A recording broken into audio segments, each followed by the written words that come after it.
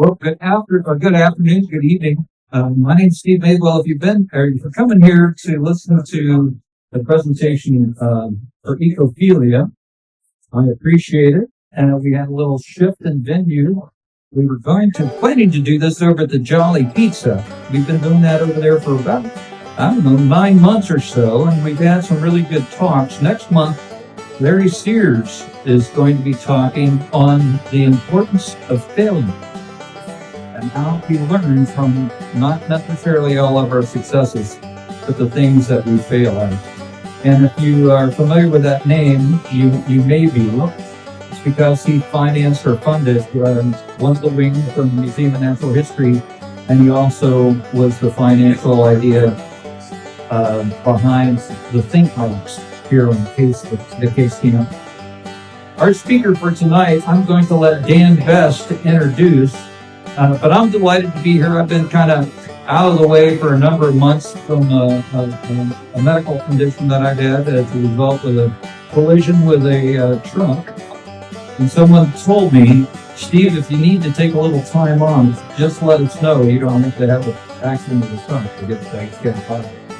But between myself and Rich Benz, Harvey Webster, and Dan Best, we are trying to keep Ecophilia going, and we have some things that are coming up that should be pretty neat, including Larry Sears next month, and then we may have a couple of case students doing a talk on propagating carnivorous plants, but we'll see what happens.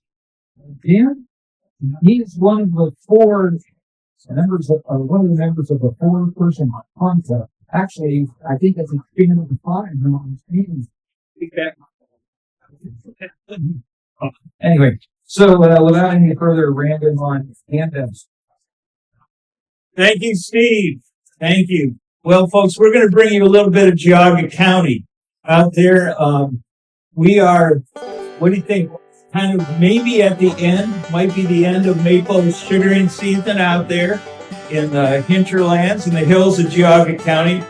But we have today the guru of maple production for not only Geauga County, but all of Northeast Ohio. So Les Ober, he is, his specialization is agronomic crop production and maple syrup production. So Les is a Geauga County native. He lives on his family farm in Newberry Township. Les has been with the Ohio State University Extension for over 16 years.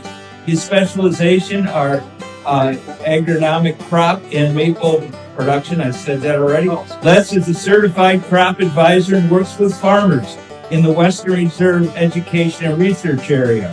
This includes multiple farm visits, diagnosing and analyzing crop problems, and presenting a variety of educational programs. Agronomy is the study of soil and crop production. Over the last several years, Les has been involved in a statewide on-farm agronomic research projects as part of the work being done by the OSU Extension agronomic, am I pronouncing that right? Agronomic crops team. And this includes contributing to the weekly media publication, Crop Observation and Research Network newsletters, and he did all that. Yeah, you did this. And contributes to the bi-weekly Northeast Ohio crop weather blog. Yeah, that keeps you busy lately. On the maple syrup production side, Les is the coordinator for maple syrup programming in Northeast Ohio. This not only includes presenting maple programs, but also includes writing a column for the Maple News, which is an international maple industry trade publication. And he's the editor of the Ohio Maple Producers Association newsletter. Along with these two publications, Les has put together the Ohio Maple Blog, which keeps you on the keyboard, doesn't it? Keeps Ohio maple producers and others informed on the latest news and developments of the maple syrup industry.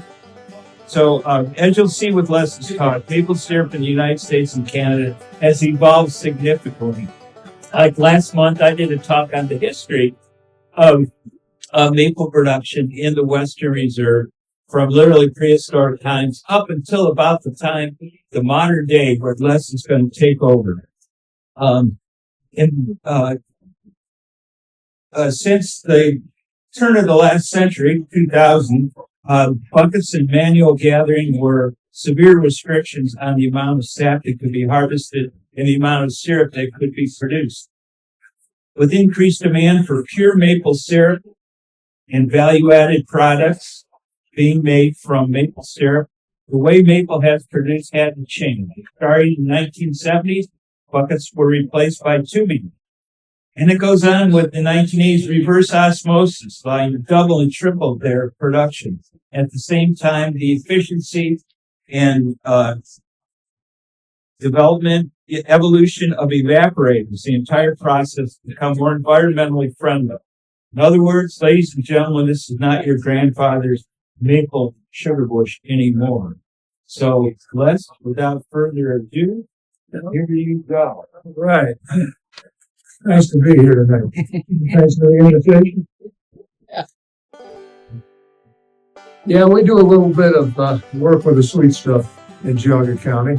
Extension, probably about 60% of the work that I do with extension is revolving around maple syrup production. Let's see if I got my clicker here. This one I titled Maple Syrup Production Where Technology Meets Tradition. And there's a lot to be said for that. I'm sure Dan went over this. I need to get in closer by doing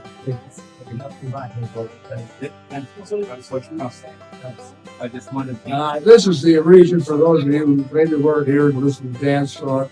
This is the region where I would say 195 to 98% of the maple syrup in the world is produced in that area between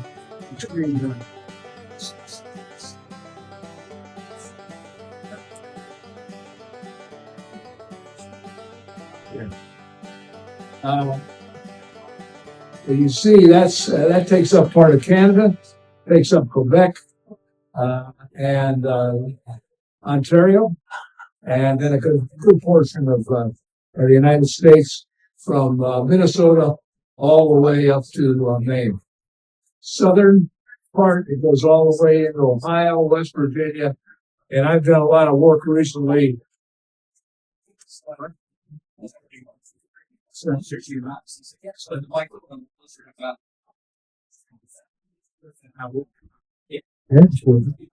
Okay. Don't be shy.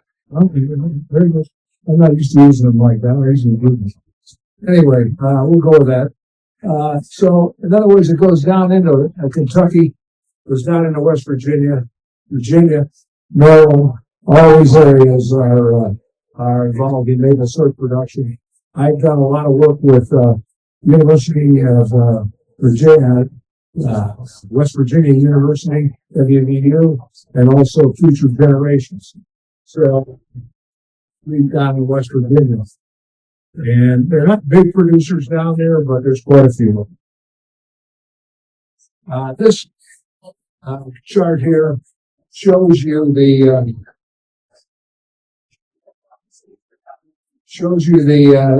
how production started back in 1854, how production in the United States versus Canada. In the beginning, we made 1.6 million gallons of with an equivalent 40 million pounds of sugar came out of the United States. That quickly went down after World War II, held up through World War II, and then it slided off. Canada took over, and you can see the red line is Canadian production.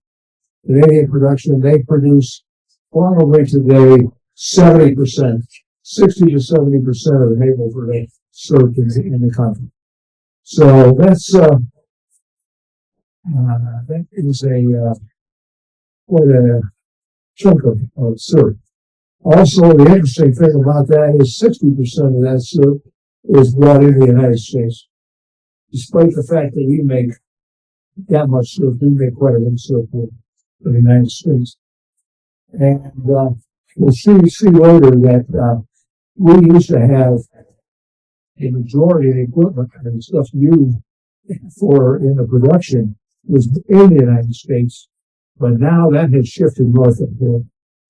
So there's a lot of people concerned with a lot of the things that are going on right now that may affect the trade with Canada, especially in the maple syrup. That's all I'm going to say on that tonight, but I will say it's a concern. Okay. This shows you the production in Ohio. 912 farms, just about 500,000 taps, and 113,343 gallons of syrup. Geauga County, 35,000 gallons of that country. It's the largest producer in the state as far as syrup. And you can see that 144,000, almost 143 to 500 taps. So that'll give you an idea of what's people's asking that question.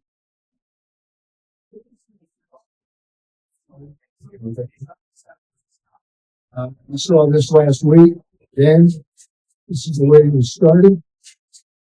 This is some pictures of the houses out in Geauga County, and Lake County, and up in this area, and even as beautiful.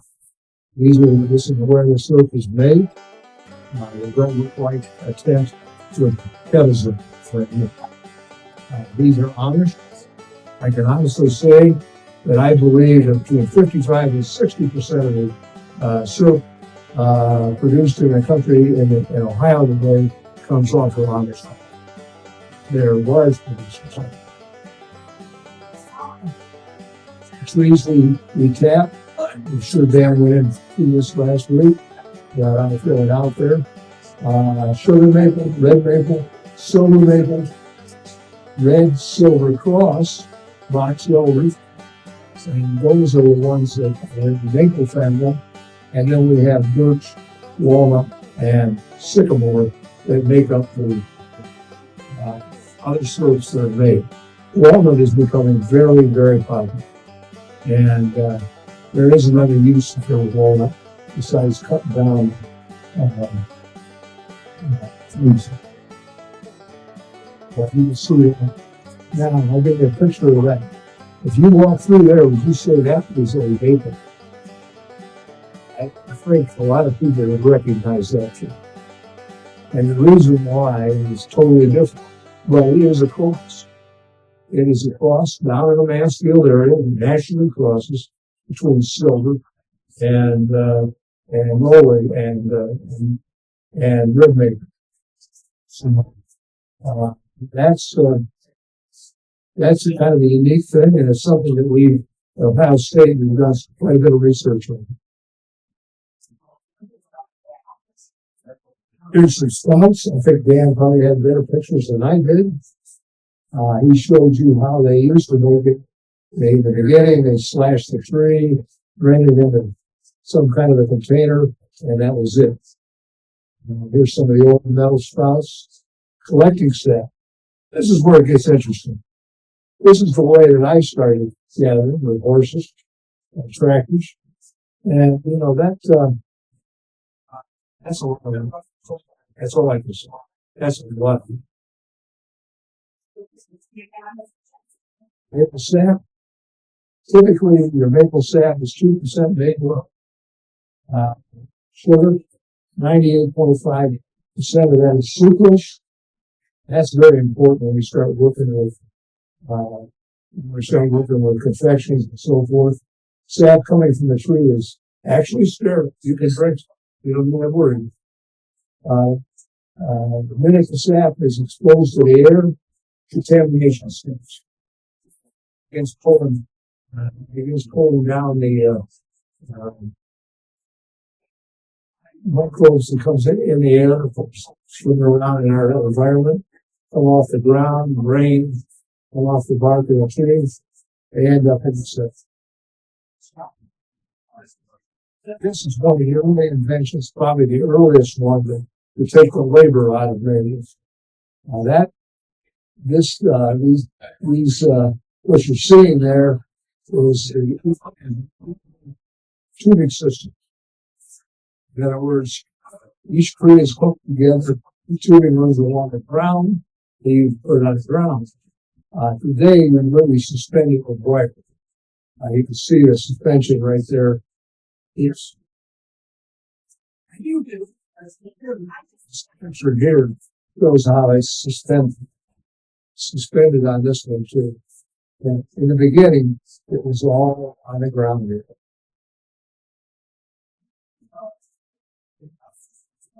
Modern design on feeling things have changed considerably. This is a modern tubing system. With tubing, you get a real advantage in being able to cut back on labor. Here's another picture. I don't know. This is, I think, it's James Miller's. It might be on my operation. Again, tubing is all suspended, and it's goes from the tree all the way to the surface or collection. The thing that makes tubing really work is the fact that we can use vacuum. We put CFM vacuum in a line, we can get an increase at 0.5. We can increase our production by 0.5%. So we can easily double the production rate of trees if you're running vacuum. So this is the way that it's done. You can see here a good vacuum system. Bubbles are nice and even; they're not racing through and that's pretty much. You can see this device right here is a releaser.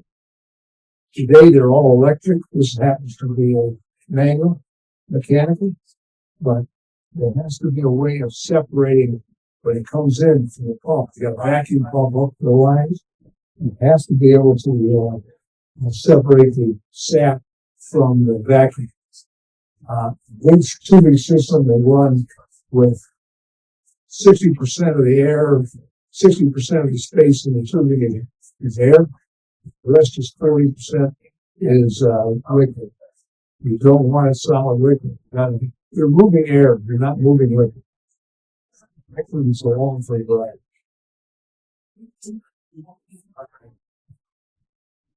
Today, this is another system. This would be typical what you see up in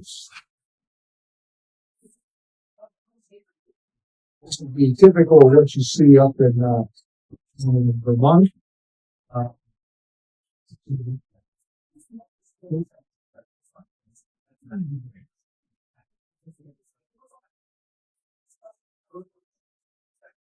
This would be simple because what they do is go across the slope, run it all to a subline on the going down the slope, and it's pretty easy to run. I didn't really get into mountain installations until I got to down in West Virginia, and I learned quite a bit.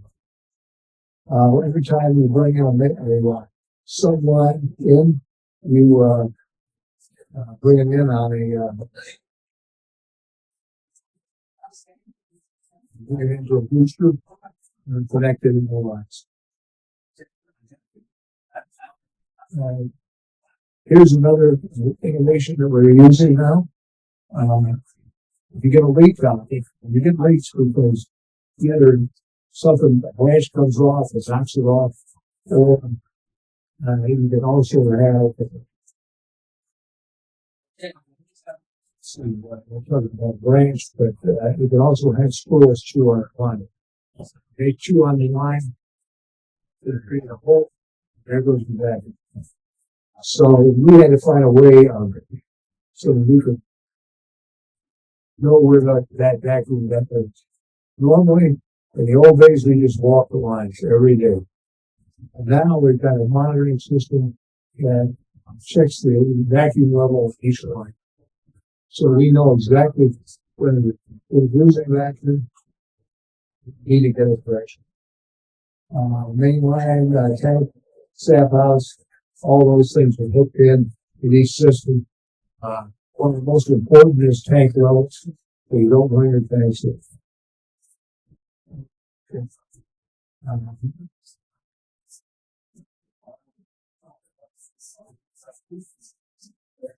One of the things that revolutionized this whole system the most is the advent of the use of a reverse osmosis. Reverse osmosis, it takes 75% of water out of the sap before, and you got to remember, sap was 2% sugar, the rest is all water. So we'll remove that almost 40% of that sugar with a lot of water. The machine up on the top end here, that was the original one, that was run by Smallwood. That was one of the ones that was came up in 1970. So it used up until about 10 years ago, and now it's still in that sugar. The new ones over here.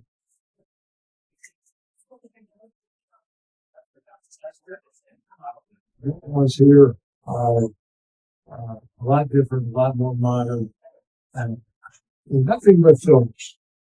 The original use form was to take salt water and convert it into fresh water, and it was used on submarines, and it was used in the coastal cities of California. And we use a little different type of membrane, but it's the same thing. We run through a series of filters, we're cleaning out the impurities and so forth, and sugars down to 1%. The next step in the process is processing sap syrup. Using all evaporators.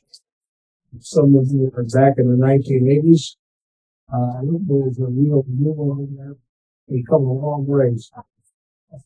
This is one that you see in the 70s. Some of these over here have been in since, let's say, 1980. All different types of evaporators, all different configurations. Like these kettles, we talked about that. This is what the evaporators look like in the beginning. Some of them were made in this area. After World War II, we made a lot of syrup because it was a lot of syrup in World War II because they had ranch sugar ready.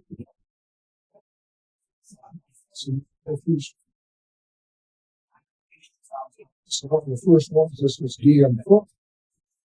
First the bathroom on Mansfield and Hines. And that was the first one. This is another company that was right over here in county of Mahoney County. It was a Warren evaporator. No Northeastern Ohio and sold in Northeastern Ohio. They were dump things. They had a cable arm that was lifted up.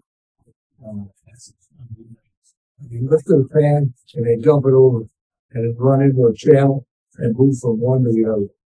And then if they put it back down, they put it in another channel waiting to fill it up. A lot of work and not a very consistent piece of equipment. And this is the one that changed everything. This is a continuous flow evaporator, by our GHQ evaporator company, right down here in Hudson, Ohio. Invented it.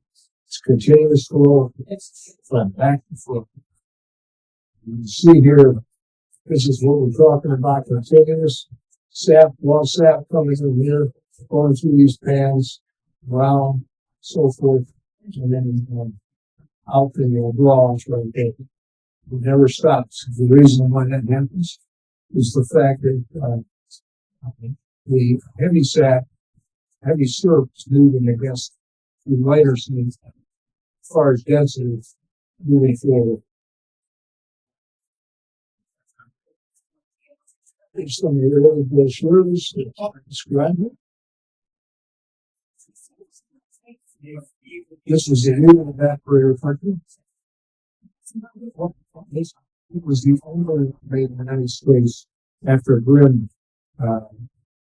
Grimm was two brothers that were involved in GH and also his brother.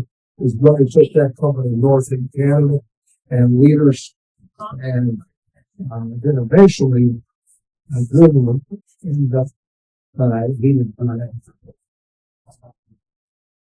so the only one left in the United States was the leader evaporator company, which brought out so that was we had a few of them here. But Vermont came all those small evaporator companies over and finding it.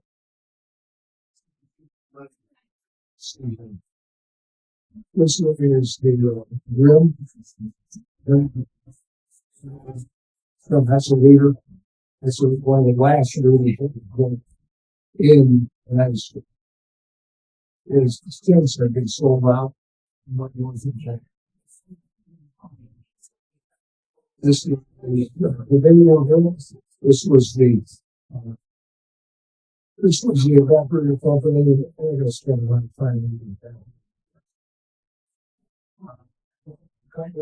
Eventually became CEO. CEO of USA was probably the biggest.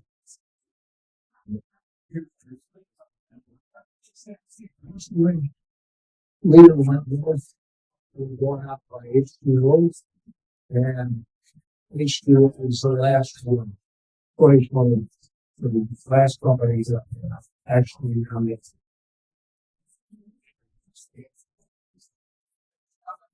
Frame comes down to why we ended up getting out of maple.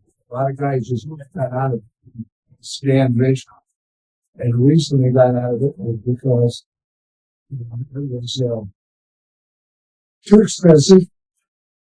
We're getting enough money. You see, this one was about 1950. We get $5 a gallon for stuff. So it's not a good thing.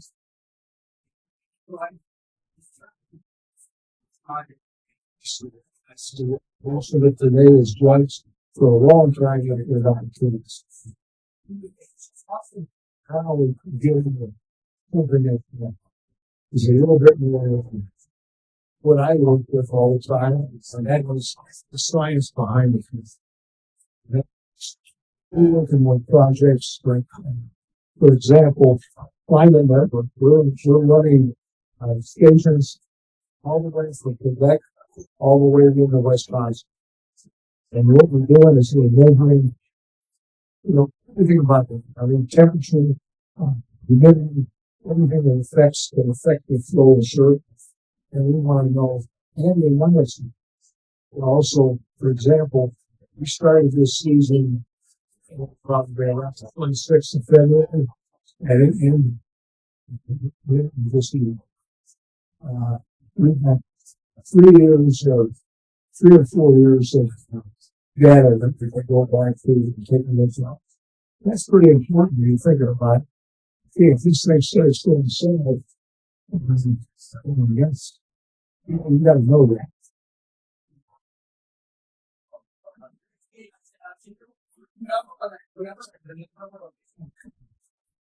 This is some of the diagrams I work with.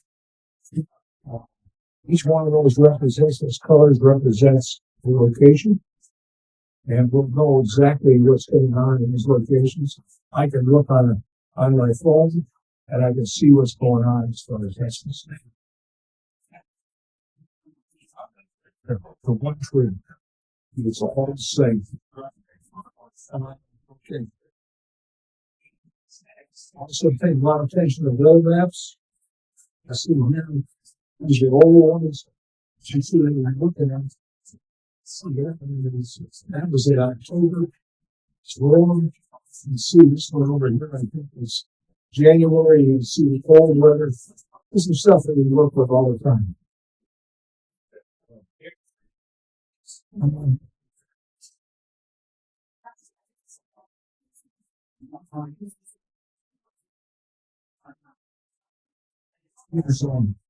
There's another project that I'm working on, Asia 21.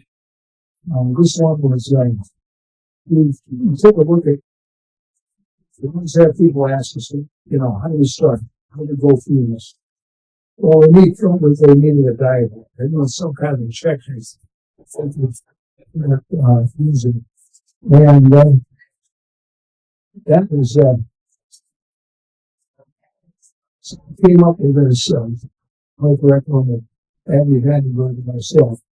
We came up with this system where you go through and check off different things, make sure that you got all your points and you're using the right thing.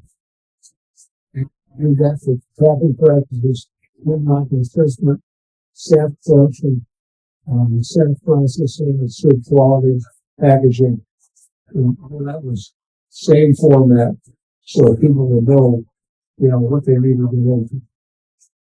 It's been very useful too. We've also had some progress with using different diameter tubing. Tim Wilmot from Coffee came up with the idea that, if you put the fills off it and run a solid flow of stack through a line, it can drop down, and when it drops down, it'll create vacuum on the actual. So this is one of the things that I went to. This is another area that we do a lot of. I get Coffee do a lot of work in. This is where do you put that? From this year to next year or whatever. And, a lot of times, put a cap in and go in. Well, there's a reason for it. And we're looking for conductive wood. And you want to stay out of the non-conductive wood. Or get in and stack. And this is where you can see what the tree does. Tree is an area that's kept. So leave that area will not run.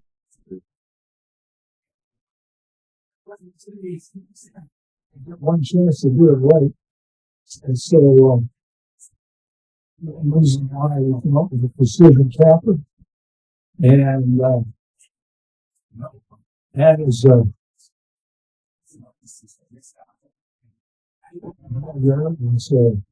my device that it goes in, it holds the spot, and goes in at the right length.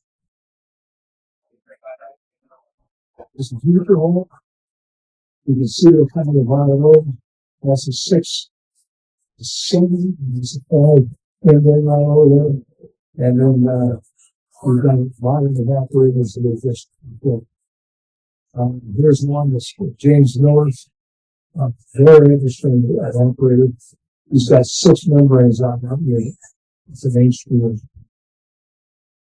We're spend a lot of time studying what happens to slurp, why we have different flavors, why we have different colors, and try to figure out when we get warm weather, what's the best way to make sure that we can get good sample. This is where I spend a lot of time with the bacteria, molds, yeast, and see which ones are going to cause the problems. So turns ropey, and when you say ropey, we pour it out and walk right back up under it. A lot of things that also, this is the formula that we use. We get down to running sequence. Fermentation takes place, and then we have glucose and fructose. These are the invert sugars. Very important to get into that. You put heat to it, that changes the color and the flavor. Sanitation is the most important thing we can do, and that's one of the things that we stress with producers. You really got to keep sanitary. In the United States, we can't use isopropyl alcohol. It's not legal yet, but it will be legal very soon. Refrigeration has become very popular and it's going to be used. You can put sap in there.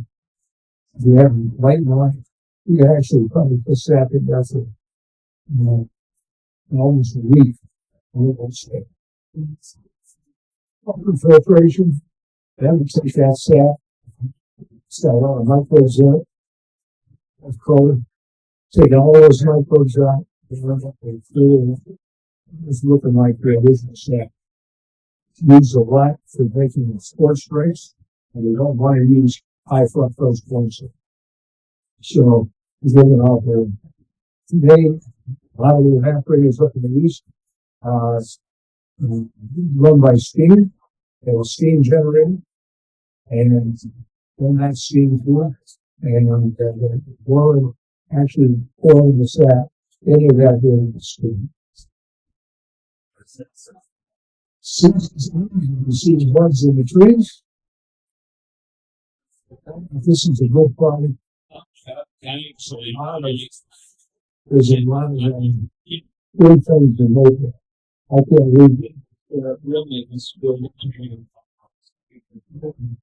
That's what I got. Well, does anybody have any questions for us? Okay, yes, sir.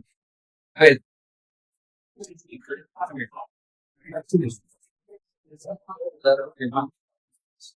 So, Come right up there and ask him. I thought when I was a school guide at the Geauga when they were producing maple syrup. Yeah. And they told us that, what we should tell the kids was that the first sap to flow was the lightest in color and the lightest in flavor. And as the season went on, the color changed and it got darker and more a stronger taste. Is that not true? That is true. It is. What would you think would be the reason? I don't know. You don't know? Actually, it has to do with the microbial development. So it's the microbes that Microbes. And if I went into a group of individuals and producers at a meeting, say a maple meeting somewhere, and I asked a lot of them, I said, put into your season. They're going to say it was bugs. And this year it might be bugs. But 9 times out of 10, it's at least 8 times out of 10, it's fermented seed, sour snake. Another question. So, I love maple syrup. Good. So I've been eating it for a long time. And I like the light maple syrup, like the taste.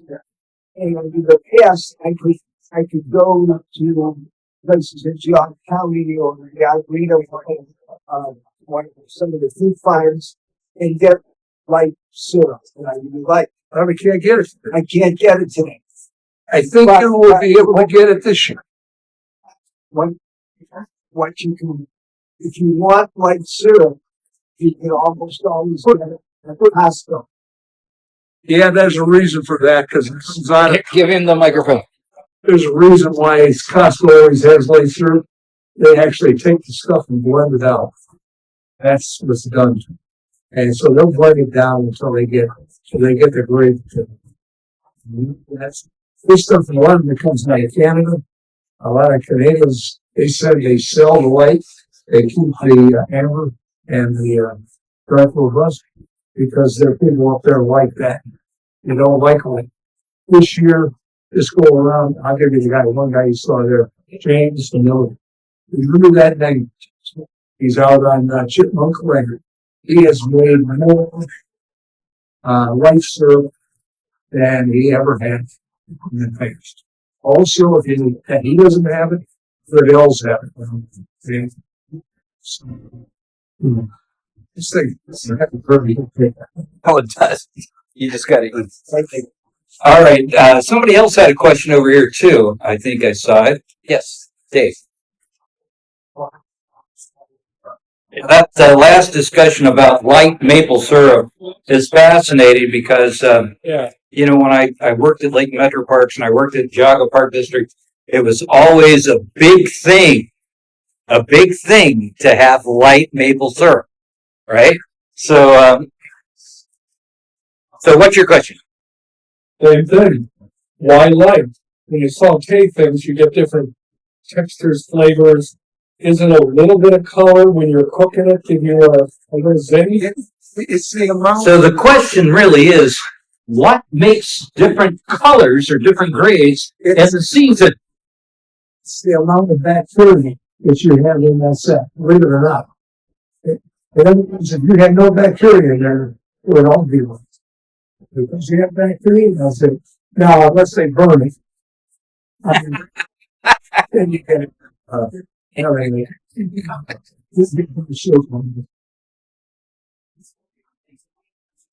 It strikes me that Clyde has a question.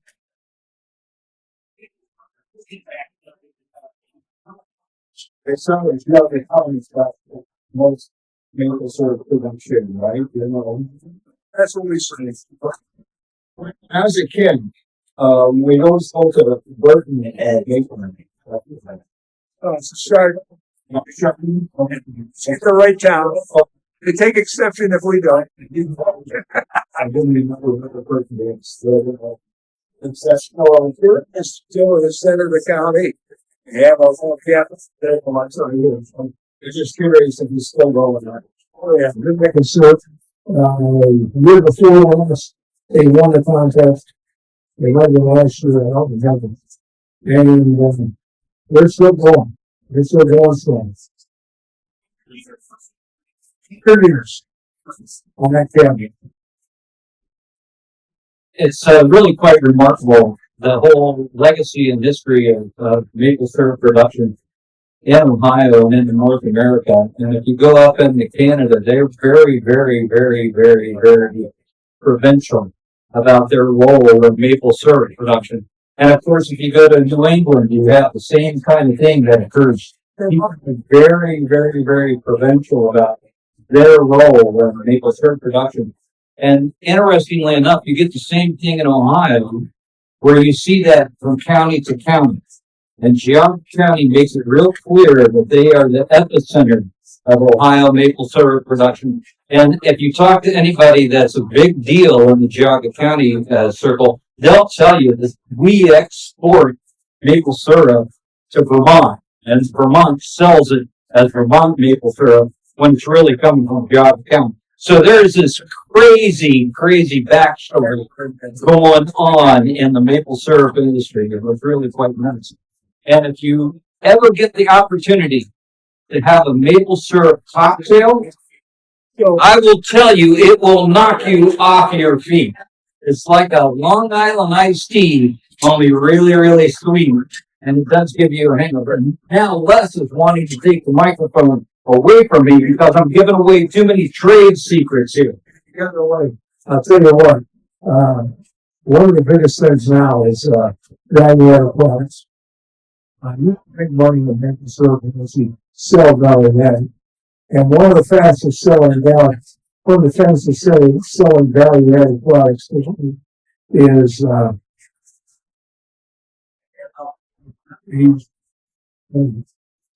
they put the syrup in a bourbon barrel, and it gives a bourbon flavor.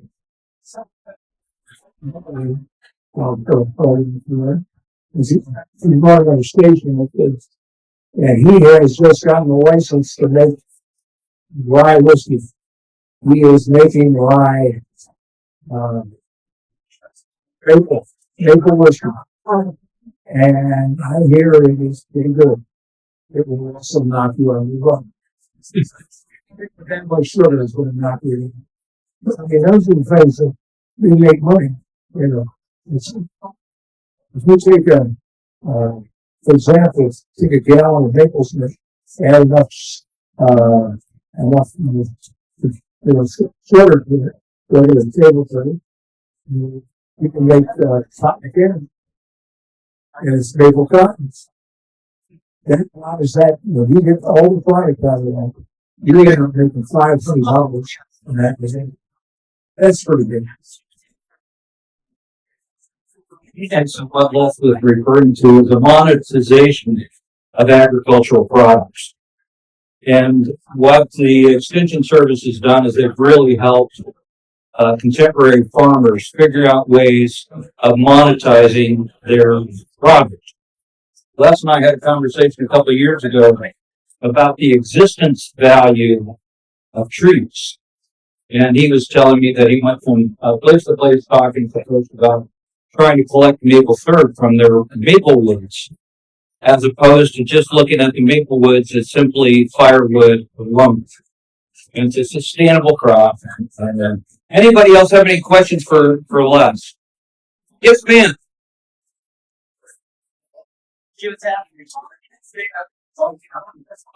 Les would address climate change. All right, what's climate change do? We're going to talk a little bit about climate change and its effects on the band of sugar maples across North America. Oh, well, let's pick this up and where it's supposed to be. I'm not, we're going to use off of it. This, oh, that's the reverse, isn't it? Okay.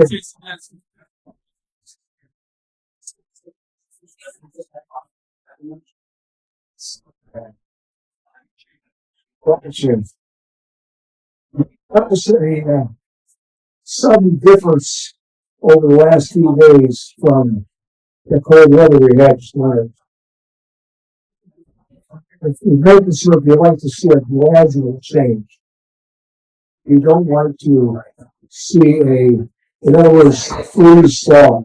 You don't want to see a sudden drop out in the temperature and a sudden rise in temperature. So that's exactly what we had this year. We had a ton of cold water coming out of January and the first part of February. And then it went down, we didn't really freeze then. And then all of a sudden we had 3 or 4 days where we went up and we had the snow in the woods, all of the moisture, and the temperature shift.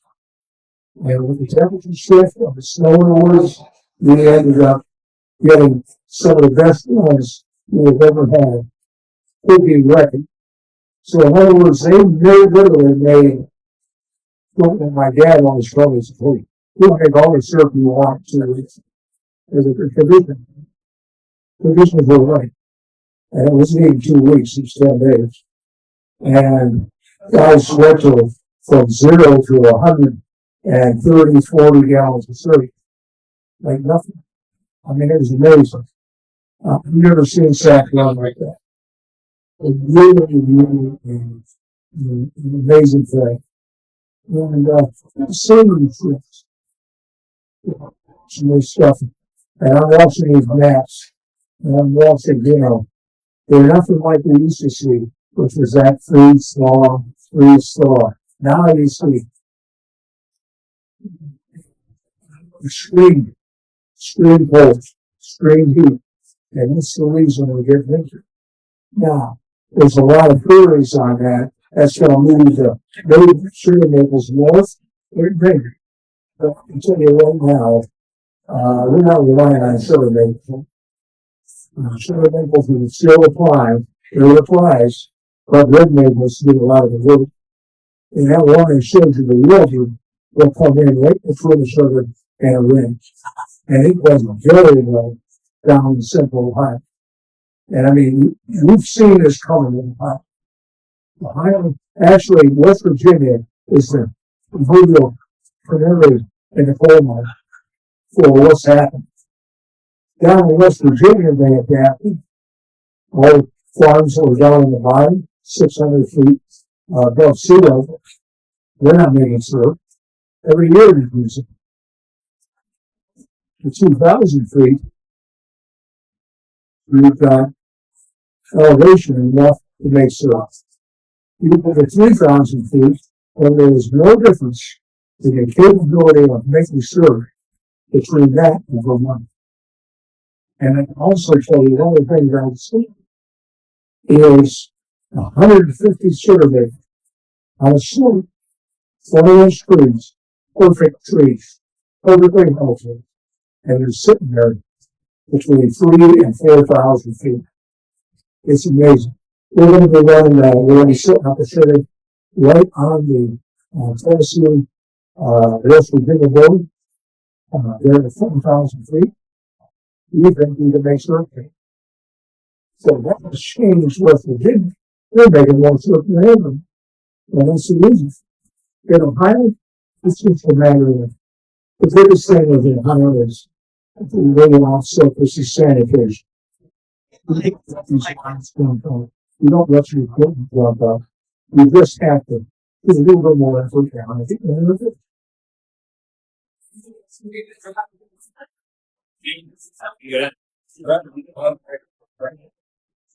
Okay, so as far as climate change, it's not just the maple belt maybe moving north, but also in the higher elevations, it's moving up. So it's a vertical shift. Okay, any more questions?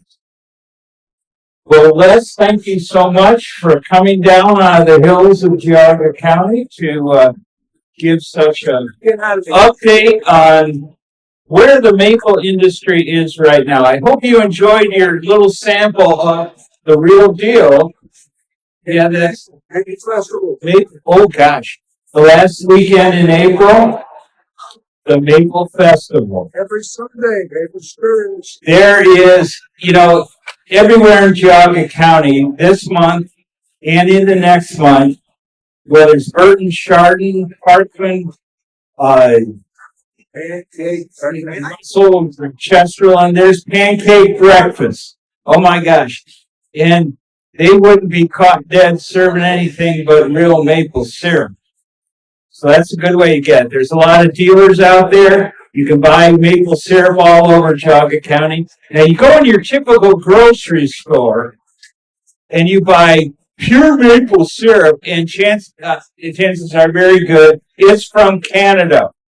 All the big grocery chains buy Canadian syrup. So you want to get the real deal? Yes. Come on out to Geauga County. We've got one more weekend left in the Maple Tour. Oh, yes, we got the Maple Tour coming on, going on too. Yes. This weekend.